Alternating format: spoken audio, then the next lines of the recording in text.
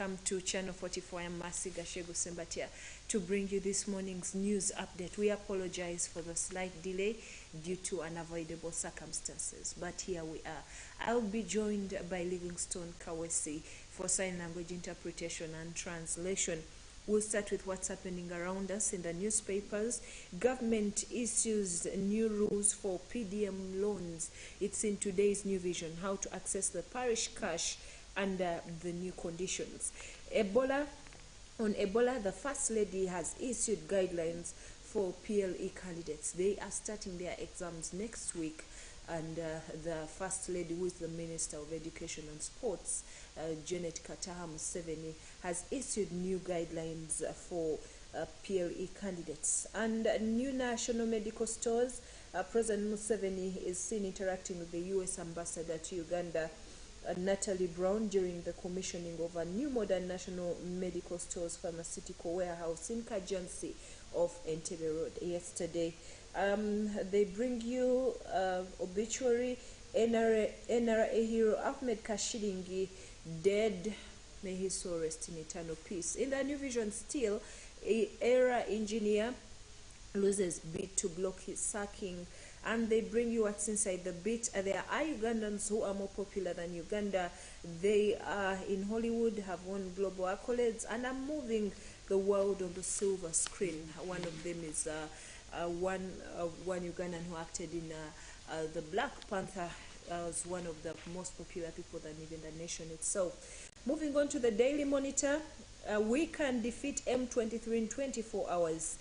The Deputy Chief of Defense Forces, Lieutenant General Peter Irelu, has said the rebels causing mayhem in the Eastern Democratic Republic of Congo can be silenced in a single day should the East African Community Regional Force launch a counter-offensive.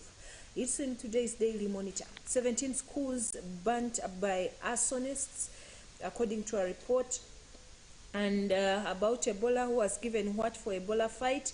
Contributions include 85 billion shillings from the United States of America, 20 billion shillings from the Ugandan government, and 9.6 billion shillings from the British government. And they bring you Ebola statistics as at November the 2nd. Cumulative confirmed cases are 131, contact cases are 2,187, recoveries are 54, cumulative deaths are 48, cases in hospital are 27, and many more details in today's Daily Monitor. They also bring you the Ministry of Health has budgeted for 76 billion shillings for the first 3 months of Ebola response. Get yourself a copy of today's Daily Monitor and see also the different job opportunities that have been outlined in today's papers. Right now, allow me to take you straight into our international news update. Because of time, will be really brief. Over 1 million people have been affected by flooding caused by torrential rains across South Sudan, according to the UN Office for Coordination of Humanitarian Affairs. OCHA said the ongoing flood response by its aid partners was being hampered by renewed violence, insecurity, and inaccessibility due to impassable roads. Damaged infrastructure such as broken bridges and flooded airstrips have worsened the situation, along with the lack of funds.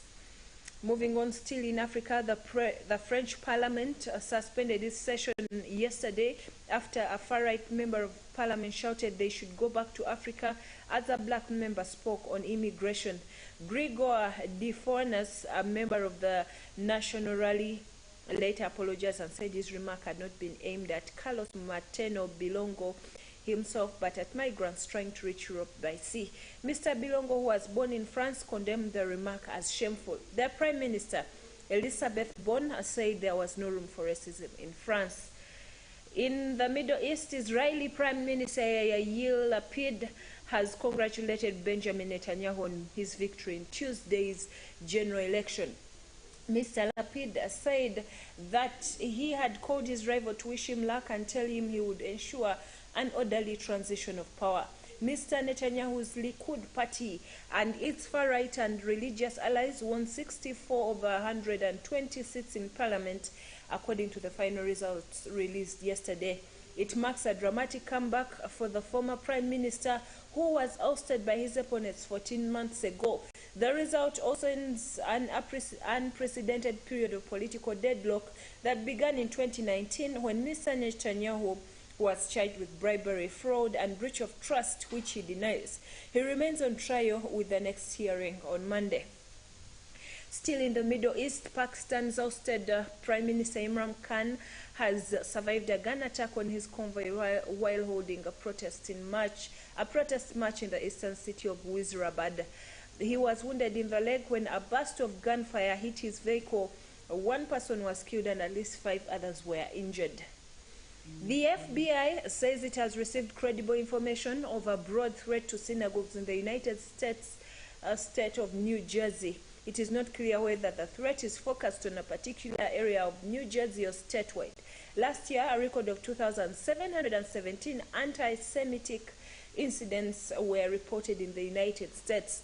It was the highest number since the Anti-Defamation League, an anti-hate monitoring group, began counting such incidents in 1979.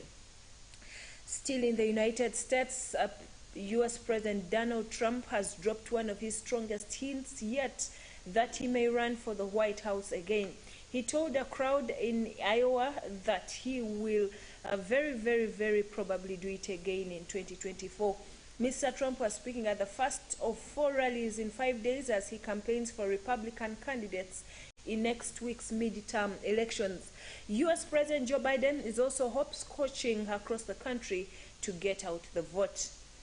In Ukraine, President Volodymyr Zelensky has accused the Kremlin of resorting to energy terrorism as Russian troops make few gains on the battlefield.